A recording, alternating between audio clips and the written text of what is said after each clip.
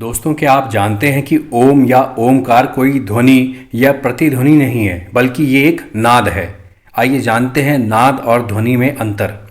दोस्तों, ध्वनि वह है जिसमें दो चीज़ों के टकराने से आवाज़ पैदा होती है, जैसे बोलना, ताली पीटना, गाना बजाना जैसी। लेकिन नाद एक ऐसी आवाज़ है जो किसी के टकराने से पैदा नहीं हुई।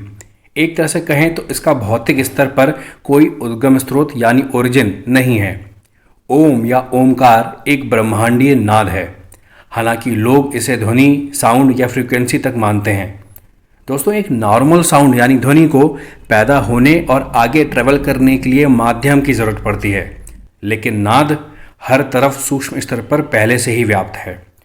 ध्वनि में फ्रीक्वेंसी, वेवलेंथ, एम्पलीट्यूड, वेलोसिटी होती है, लेकिन नाद में ऐसा कुछ भी नहीं। उसमें कोई गति नहीं। नाद बस हर जगह मौजूद है। जैसे जैसे ध्वनि तरंग आगे बढ़ती है, वह माध्यम के भीतर उच्च और निम्न दबाव के क्षेत्रों का निर्माण करती है, जिसे संपीड़न और विरलन या कॉम्प्रेशन एंड रेरफैक्शन के रूप में जाना जाता है। ध्वनि अगर कंपन है तो नाद को आप स्पंदन से समझ सकते हैं। कंपन में ऊर्जा का आदान प्रदान होता है, लेकिन स्पंदन में ऊर्जा का संरक्षण और ऊर्जा का रूपांतरण होता है।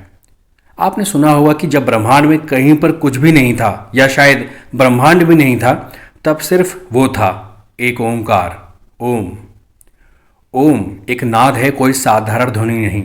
हम जो मुंह से बोलकर या स्पीकर पर ओम की आवाज़ सुनते हैं, वो एक भौतिक आवाज़ है, एक ध्वनि है, जिसके माध्यम से भावनाओं से जुड़कर हम उस ब्रह्मांडीय नाद ओम की आध्यात्मिक शक्ति का लाभ उठा पाते हैं। इस ब्रह्मांडीय नाद को ना किसी यंत्र से रिकॉर्ड किया जा सकता है और ना ही कानों से सुना जा सकता है। इसका ध्यान करते हुए, ध्यान की गहरी अवस्था में उतरने पर जब इसके स्पंदन के स्तर तक पहुँचेंगे तो हमारा अस्तित्व भी इसी प्रकार स्पंदन करने लगेगा और हम अपने व्यक्तिगत अस्तित्व की जगह महसूस करेंगे कि संपूर्ण ब्रह्मांड के साथ साथ हम खुद ही ओम हैं।